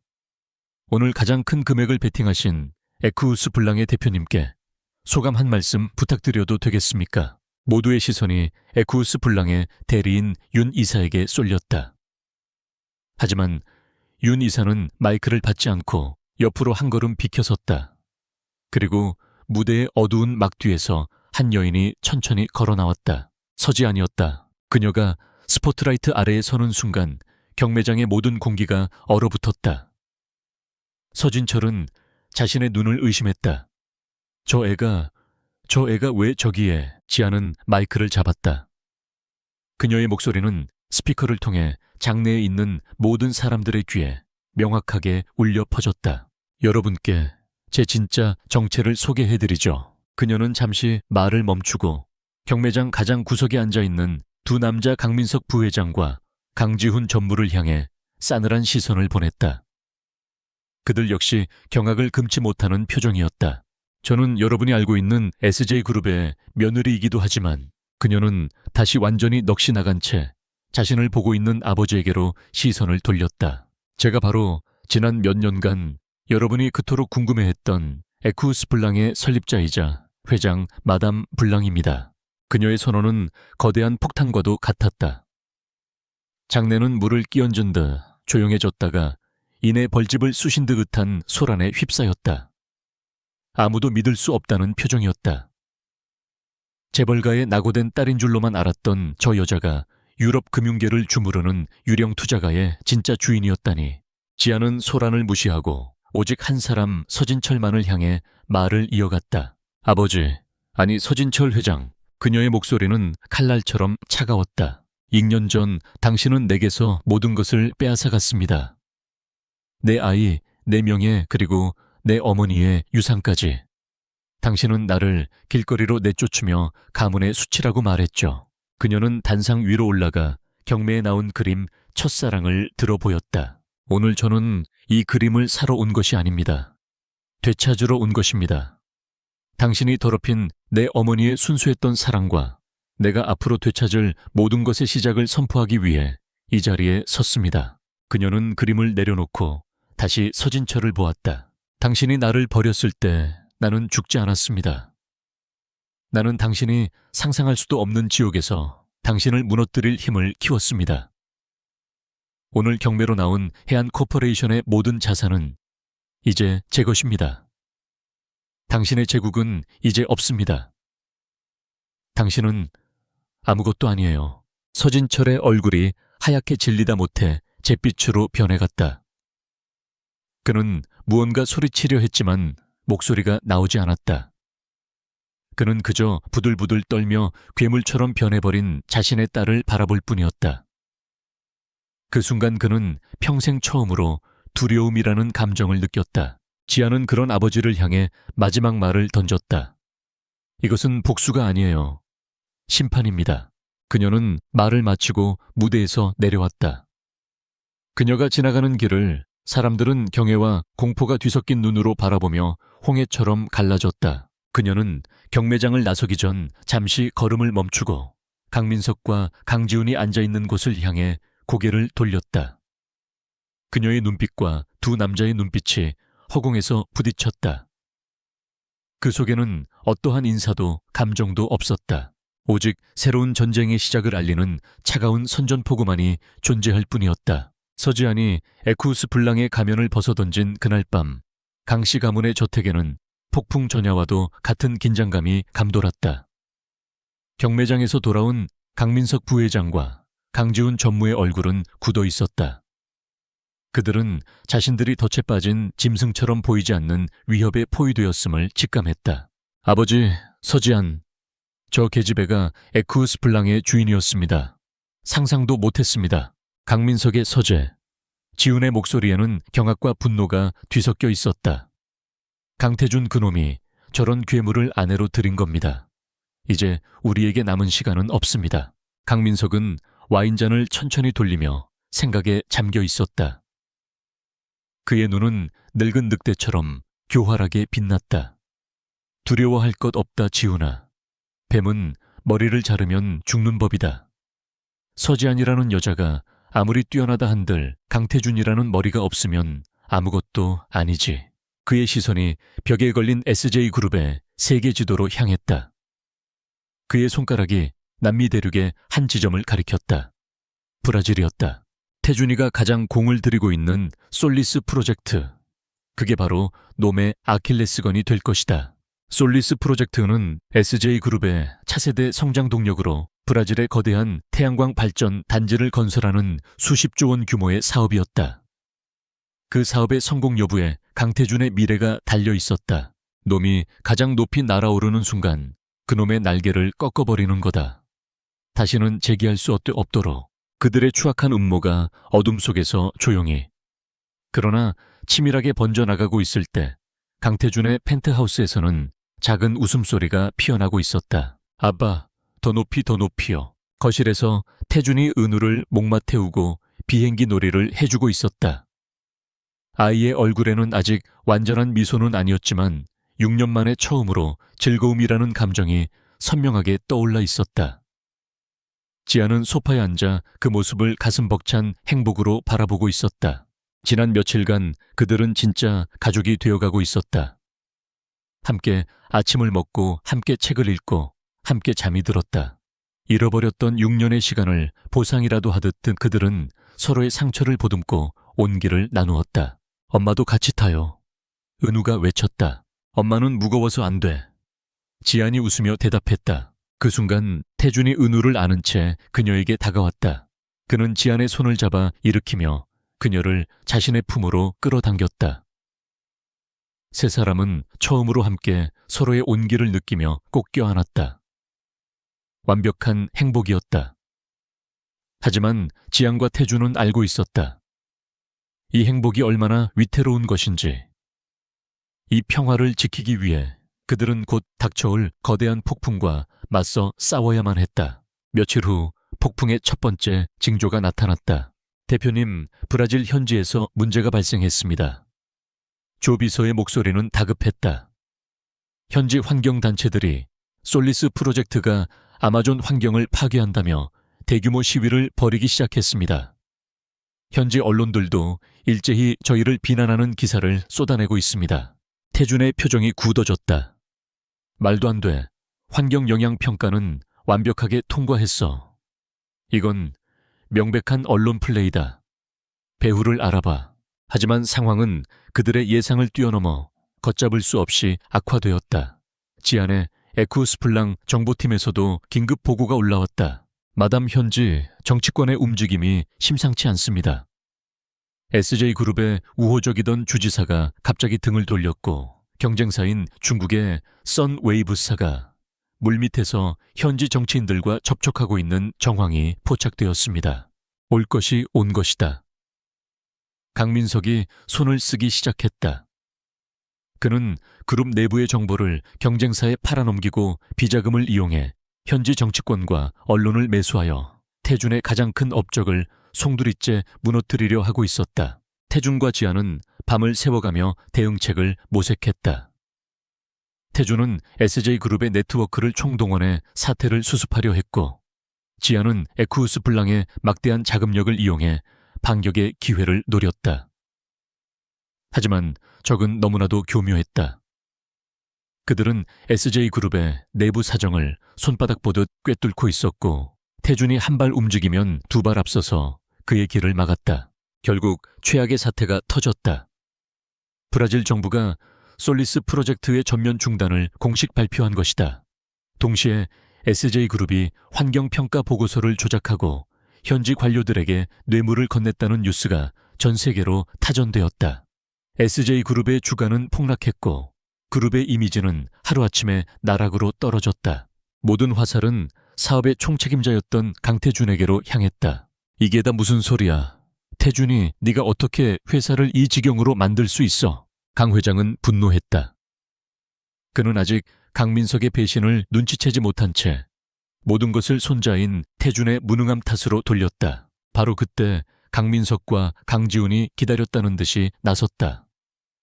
그들은 비통한 표정을 지으며 그룹의 원로 이사들을 설득했다. 저희도 마음이 아픕니다. 하지만 이 위기를 수습하기 위해서는 누군가는 책임을 져야 합니다. 그룹의 미래를 위해 강태준 대표의 거취를 결정할 긴급 이사회를 소집해야 합니다. 그들의 위선적인 제안에 다른 이사들도 동요하기 시작했다. 태준은 사면촉에 몰렸다.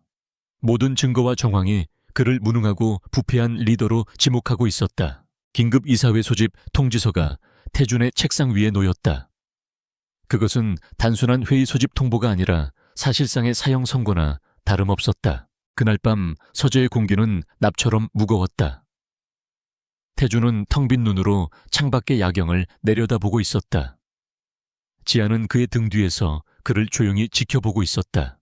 그들이 완벽하게 판을 짰군요. 지안이 먼저 침묵을 깼다. 모든 조작된 데이터가 당신의 과실과 독단적인 결정을 가리키고 있어요.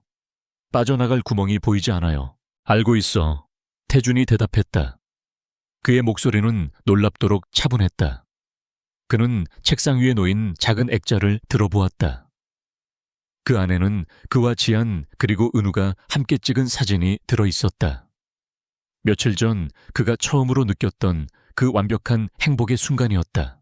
하지만 그들이 한 가지 계산하지 못한 게 있어. 그는 액자를 내려놓고 지안을 향해 돌아섰다. 그의 눈에는 더 이상 절망이나 분노가 없었다. 대신 모든 것을 건 승부사의 결의가 이글거리고 있었다. 그들은 자신들이 궁지에 몰아넣은 것이 6년 동안 휠체어에 앉아있던 병약한 후계자라고 생각하겠지.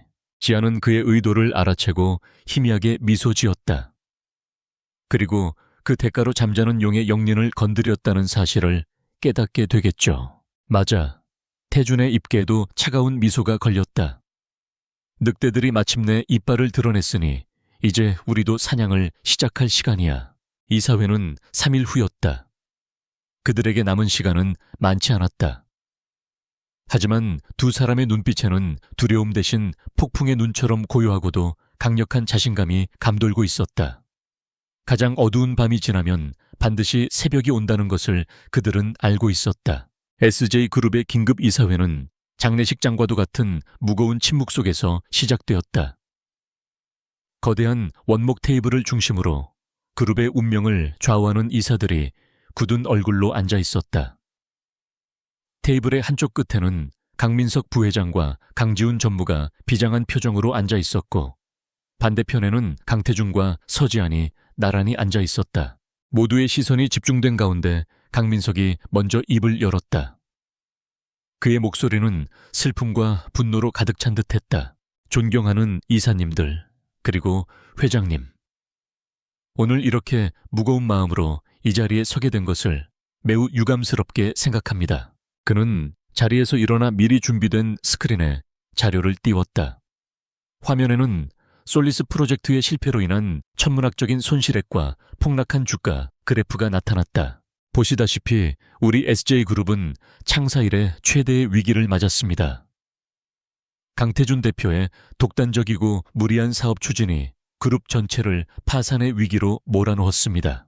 그는 계속해서 조작된 보고서와 거짓 증언이 담긴 이메일들을 증거로 제시했다. 모든 증거들은 강태준이 회사의 자금을 횡령하고 무리한 투자를 강행했다는 결론을 향해 치밀하게 구축되어 있었다. 따라서 저는 오늘 이 자리에서 강태준 대표의 모든 직위를 해임하고 그룹의 정상화를 위해 새로운 리더를 선출할 것을 긴급 안건으로 상정하는 바입니다. 강민석의 선동에 몇몇 이사들이 동조하며 고개를 끄덕였다. 분위기는 완전히 태준에게 불리하게 돌아가고 있었다. 내내 침묵을 지키던 강 회장이 마침내 입을 열었다. 태준이 이 모든 것이 사실이냐? 태준은 텅 빈 눈으로 아버지를 바라보았다. 그는 대답 대신 곁에 앉은 지안을 향해 고개를 돌렸다. 제 아내이자 저희 SJ그룹의 전략적 파트너이신 에크우스 플랑의 서지안 회장께서 이 사안에 대해 조금 다른 분석을 내놓으실 겁니다. 그의 말에 장내가 술렁였다. 모두의 시선이 지안에게로 쏠렸다.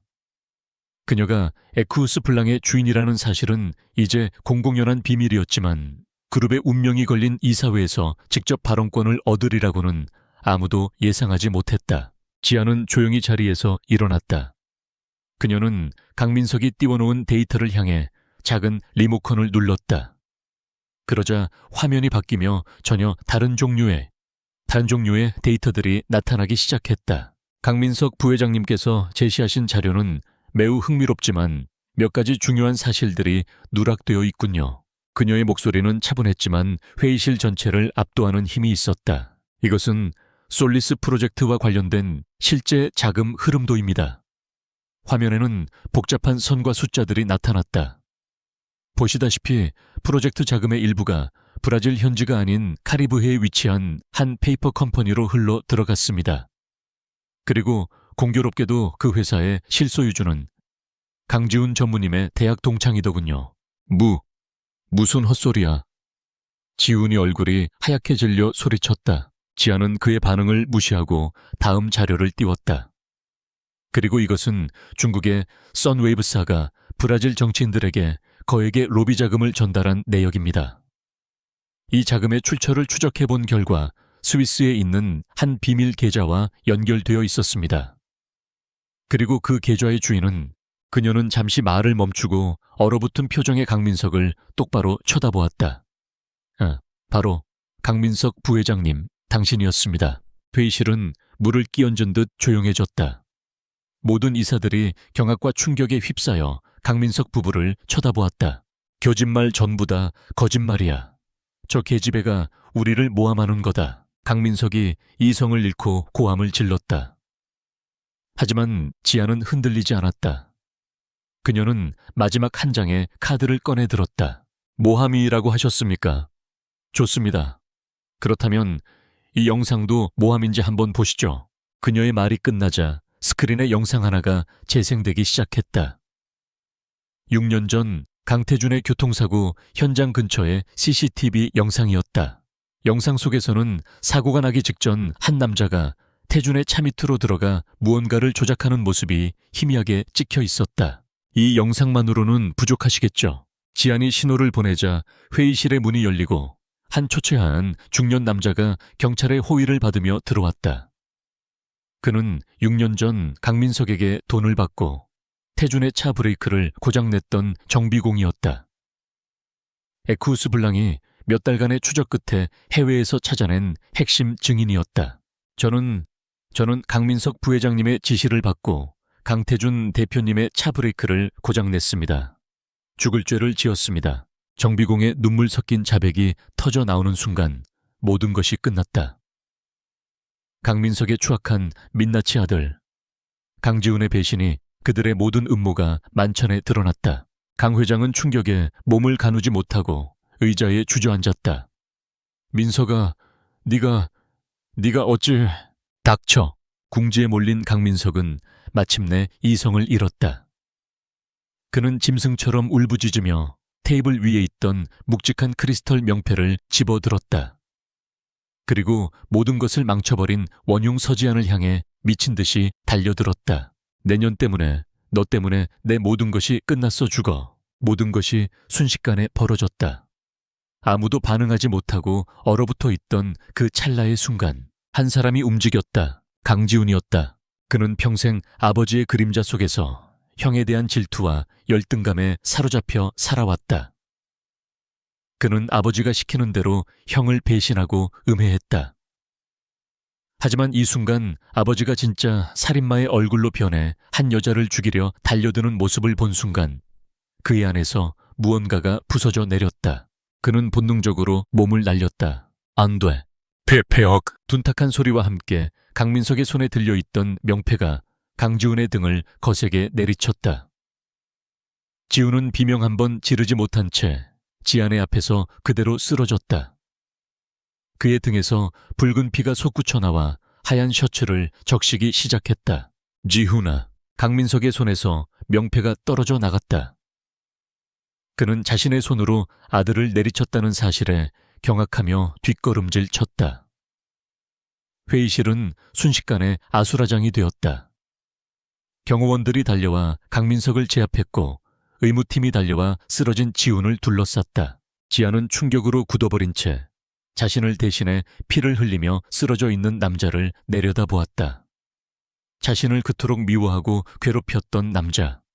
하지만 마지막 순간 자신을 구하기 위해 몸을 던진 남자. 태준이 달려와 그녀의 어깨를 감싸 안았다. 그는 피를 흘리는 사촌동생을, 그리고 완전히 이성을 잃고 끌려나가는 숙부를 복잡하고 비통한 눈으로 바라보았다. 길고 길었던 가문의 전쟁은 그렇게 피로 얼룩진 비극으로 막을 내리고 있었다. 이제 남은 것은 이 모든 상처를 치유하고 새로운 시작을 만들어 나가야 할 사람들의 몫이었다. 강지훈의 수술은 성공적으로 끝났다.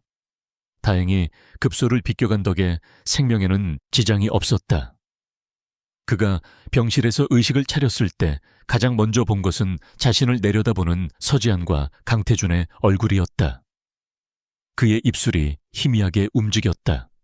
미안하다. 그 한마디에 지난 세월의 모든 질투와 증오, 그리고 마지막 순간의 후회가 담겨 있었다.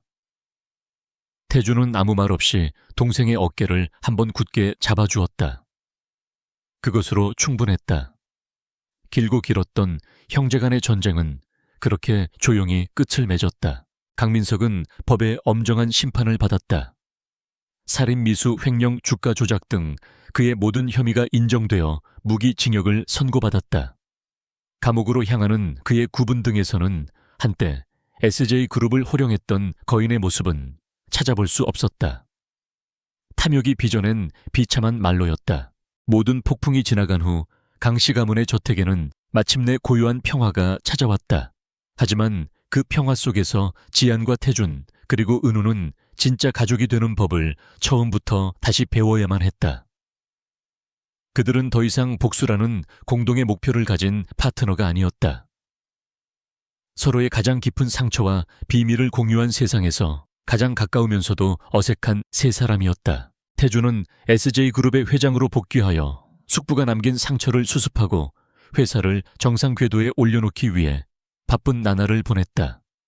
하지만 그는 아무리 늦게 퇴근해도 반드시 잠든 은우의 방에 들러 아이의 얼굴을 보고 나서야 자신의 침실로 향했다. 지아는 에쿠스 블랑의 회장으로서 그리고 강은우의 어머니로서의 삶 사이에서 균형을 찾아가고 있었다. 그녀는 낮에는 화상회의를 통해 파리의 임원들에게 날카로운 지시를 내렸지만 저녁이 되면 평범한 엄마로 돌아와 은우에게 동화책을 읽어주고 아이가 좋아하는 음식을 만들어 주었다. 은우는 하루가 다르게 변해갔다. 아이는 더 이상 침묵 속에 자신을 가두지 않았다. 종알종알 학교에서 있었던 일을 이야기했고 가끔은 서툰 농담을 던지기도 했다. 아이의 얼굴에는 감정이 피어났고 목소리에는 색깔이 돌아왔다. 하지만 단 하나 아이는 여전히 웃지 않았다. 아이의 마음속 가장 깊은 곳에 자리 잡은 6년의 상처는 아직 완전히 아물지 않은 듯 했다. 계절이 바뀌고 가을이 깊어지던 어느 주말, 태준은 지안과 은우를 데리고 강원도의 한적한 호숫가에 위치한 별장으로 향했다. 그가 어린 시절 유일하게 행복했던 추억이 담긴 곳이었다. 그날 밤 은우가 잠든 후 두 사람은 벽난로 앞에 나란히 앉아 타오르는 불꽃을 바라보고 있었다. 이곳에 오니 어릴 적 생각이 나는군. 태준이 먼저 침묵을 깼다. 어머니가 돌아가시기 전까지 매년 가을이면 이곳에 와서 단풍을 보곤 했지. 그때의 나는 웃을 줄 아는 아이였어. 그의 목소리에는 짙은 그리움이 묻어 있었다. 아버지는 늘 바쁘셨고 숙부와 지훈이는 나를 경쟁자로만 여겼지. 어머니가 돌아가신 후 나는 웃는 법을 잊어버렸어. 은우처럼. 지아는 말없이 그의 손 위로 자신의 손을 포겠다. 그녀의 따뜻한 온기가 그에게 위로처럼 전해졌다. 당신을 만나고 은우를 만나고 나는 조금씩 다시 웃는 법을 배우고 있어. 태준은 고개를 돌려 불꽃을 받아 붉게 빛나는 그녀의 얼굴을 진지하게 바라보았다. 당신 덕분에 내 세상이 다시 색깔을 되찾았어, 지아나. 그는 품에서 작은 상자를 꺼냈다. 그 안에는 그들의 계약, 결혼의 증표였던 비취 반지 대신 밤하늘의 무뼈를 모두 모아놓은 듯 찬란하게 빛나는 다이아몬드 반지가 들어있었다. 우리의 시작은 거짓과 복수였지만 이제는 진실된 미래를 함께 만들어가고 싶어. 그는 그녀의 앞에 한쪽 무릎을 꿇었다. 서지한, 나의 계약 파트너가 아니라 내 삶의 유일한 동반자이자 내 사랑하는 아들의 어머니, 그리고 나의 진짜 아내가 되어주겠어. 지안의 눈에서 뜨거운 눈물이 흘러내렸다. 그녀는 고개를 끄덕였다. 세상 그 어떤 말보다도 분명한 긍정이었다. 태주는 그녀의 손가락에 반지를 끼워주고 그녀를 자신의 품으로 끌어당겨 깊고 부드럽게 입을 맞추었다. 벽난로의 불빛이 마침내 하나가 된 두 사람의 그림자를 길고 아름답게 비추었다.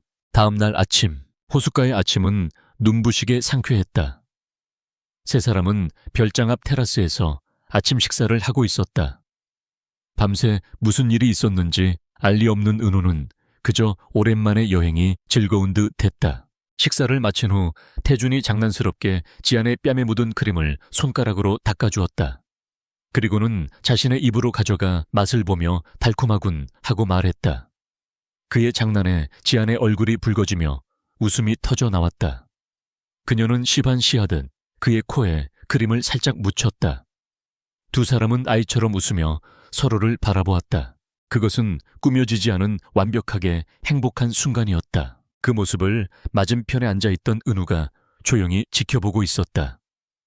아이의 까만 눈동자에 서로를 보며 웃고 있는 엄마와 아빠의 모습이 담겼다. 아이는 보았다. 두 사람 사이에 흐르는 진짜 사랑을, 자신을 향한 두 사람의 따뜻한 사랑이 거짓이 아닌 진심이라는 것을. 그 순간 아이의 마음속을 짓누르던 마지막 얼음 조각이 따스한 아침 햇살에 녹아내리듯 스르르 사라졌다. 아이의 작은 입꼬리가 아주 천천히 그리고 조심스럽게 위로 올라가기 시작했다. 그리고 마침내 아이의 얼굴에 지난 6년간 그 누구도 보지 못했던 세상에서 가장 아름다운 미소가 꽃처럼 피어났다. 그것은 단순한 미소가 아니었다. 그것은 상처의 치유였고 완전한 구원이었으며 새로운 시작을 알리는 희망의 상징이었다. 그 미소를 본 순간 지안과 태주는 세상의 모든 것을 얻은 듯한 충만한 행복에 휩싸였다. 그들의 길고 길었던 싸움이 마침내 완전한 승리로 끝나는 순간이었다. 에필로그 2년 후 성북동의 강씨 저택정원은 아이들의 웃음소리로 가득했다. 8살이 된 은우는 새로 입양한 골든 리트리버와 함께 잔디밭을 신나게 뛰어다니고 있었다. 아이는 이제 더 이상 웃음을 잃어버린 슬픈 소년이 아니었다. 때로는 장난도 치고 때로는 고집도 부리는 평범하고도 사랑스러운 아이로 자라나 있었다. 정원 한편의 벤치에는 아름답게 배가 불러온 지안이 앉아 있었다. 그녀는 아들의 모습을 흐뭇하게 바라보며 윤 이사와 에크우스 플랑의 신규 사업에 대한 보고를 받고 있었다. 그래서 뉴욕 지사 설립권은 그녀가 막 지시를 내리려는 순간 회사에서 일찍 돌아온 태준이 다가와 그녀의 뒤에서 부드럽게 어깨를 감쌌다. 일은 이제 그만. 오늘은 회장님이 아니라 내 아내와 엄마 역할만 하는 날이야. 그의 말에 지안이 웃으며 전화를 끊었다. 태준은 그녀의 곁에 앉아 조심스럽게 그녀의 배에 손을 얹었다. 우리 딸 오늘 아빠 말 잘 들었어. 은우는 자신에게 동생이 생긴다는 사실에 누구보다도 기뻐했다. 아이는 매일 밤 엄마의 배에 얼굴을 대고 동생에게 동화책을 읽어주곤 했다. 저 멀리 은우가 강아지를 몰고 그들에게로 달려왔다. 아빠, 엄마 빨리 와요. 토리가 공을 물고 안놔줘요. 태준과 지안은 서로를 마주보며 행복하게 웃었다. 태준이 먼저 일어나 아들을 향해 달려갔고 지안이 그 뒤를 천천히 따랐다. 가을의 석양이 곧 네 사람이 될 가족의 모습을 황금빛으로 따스하게 감싸고 있었다. 지독히도 길고 어두웠던 밤이 지나고 그들의 세상에는 마침내 눈부시도록 찬란한 새벽이 찾아와 있었다. 그리고 그 새벽은 영원히 계속될 것이었다.